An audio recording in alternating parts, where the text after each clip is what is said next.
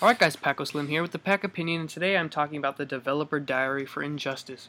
The NetherRealm team releases a whole bunch of these throughout the production of their games, so I'm just going to be talking about some of the footage we've seen here. If you want to see the whole thing without me blabbing over it, I suggest you go over to some other channel.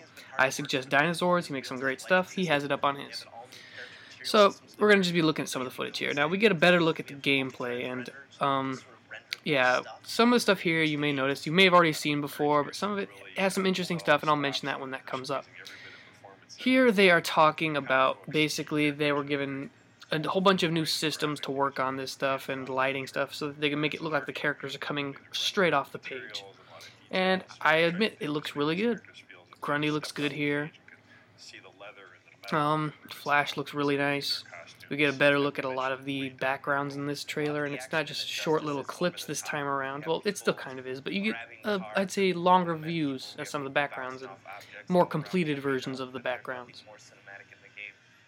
So right now we get to see Cyborg's super move, Nightwing's. We get to see more of backgrounds that we haven't really seen good glimpses at before, or at least we may have seen early versions like Metropolis. Initially, we didn't see much footage of that, but here it looks really good. Not here, but you know what I mean. In the footage they're showing of it, looks more complete. We see some, new foot, like for this. We show the Phantom Zone, someone getting knocked right through it.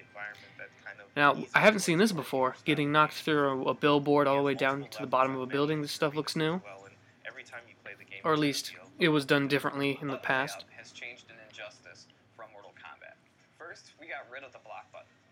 So we get to see a little bit more of this new background. They said Evil Mastermind's hideout. I'm assuming they're referring to Lex Luthor, but there's some stuff later on in the trailer that also hints that it's most likely Lex Luthor. Now they're now giving the term, it used to be called the gimmick button, but now they're referring to it as character trait button. And I'll admit, I think character trait sounds better, so gimmick button is kind of just, almost sounds demeaning in a way. We're seeing much more of it, and it does appear to be...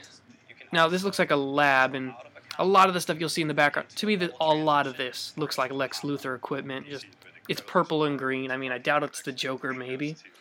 One head in there, or a giant robotic head, looked like it could be, what's it called? It looks like it could be, like, Brainiac. We're getting a better look at some of the designs here. Superman looks, triumphant, glorious, like usual. What else do we have here?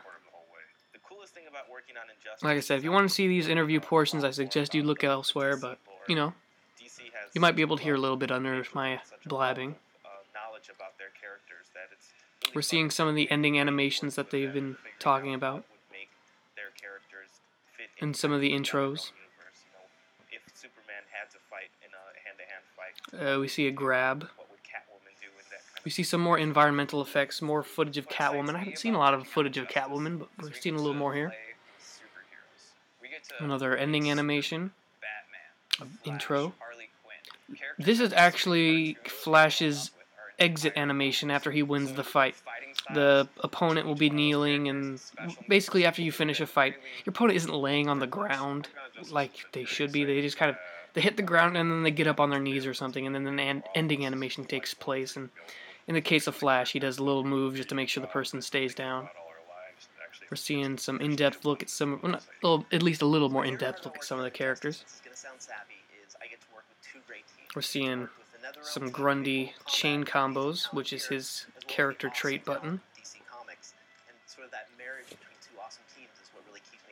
Looks definitely fun to play as, and Injustice. And now we are about to get a little thing at the end. Boom! They actually got some footage of the Joker. And at the end you'll hear a laugh. And it doesn't sound like Hamill. It could be.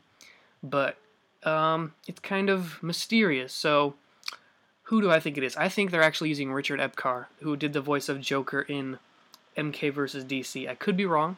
It could be Hamill. It just, in that particular clip, it didn't sound like him. Alright guys, so leave what you thought in the comments. See ya.